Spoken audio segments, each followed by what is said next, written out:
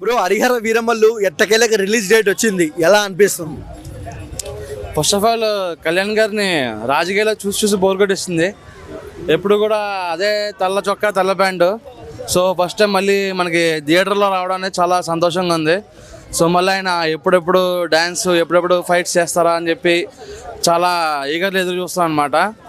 And of course నాకైతే మెయిన్గా OG మీద ఎక్కువ ఉంది. బట్ హరిహర వీరమల్లు కూడా ఇది ఒక ఫిక్షనల్ క్యారెక్టర్ కాబట్టి చూడాలి ఎట్లా ఉంటుంది అనేది. ధర్మం కోసం యుద్ధం పాలిటిక్స్లో గెలిచాడు, సినిమాల పరిస్థితి ఏంటి? సినిమాలో గెలిచే పాలిటిక్స్లోకి వెళ్ళాడు బ్రో. ఇక దీని గురించి మాట్లాడకపోయినా మనం పెద్ద ఇబ్బంది పడాల్సిన అవసరం లేదు. సో దానిలో ఆల్రెడీ దీనిలో ఇంట గెలిచి రచ్చగలమన్నారు కదా, ఆల్రెడీ సినిమాలో గెలిచే పాలిటిక్స్లోకి వెళ్ళాడు.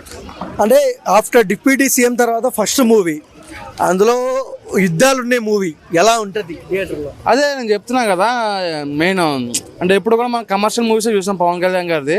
సో ఫస్ట్ టైం ఇలాంటి ఒక యుద్ధాల్లో జరిగే మూవీ చూస్తున్నాం కదా, చాలా ఎప్పుడెప్పుడు ఎగర్లీ ఎదురు చూస్తున్నాం అనమాట.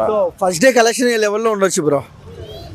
లైక్ పుష్పానికి కొడుతుందా హరిహర వీరమల్లు? 100% ఎందుకు బ్రో? ఈయన డిప్యూటీ సీఎం బ్రో. ఒక అల్లు అర్జున్కే అంత ఇది ఉంది. So Pawan Kalyan first time pan India movie, ఎందుకంటే పాన్ ఇండియా మూవీ ఇది కూడా రిలీజ్ కాదే పవన్ కళ్యాణ్ది.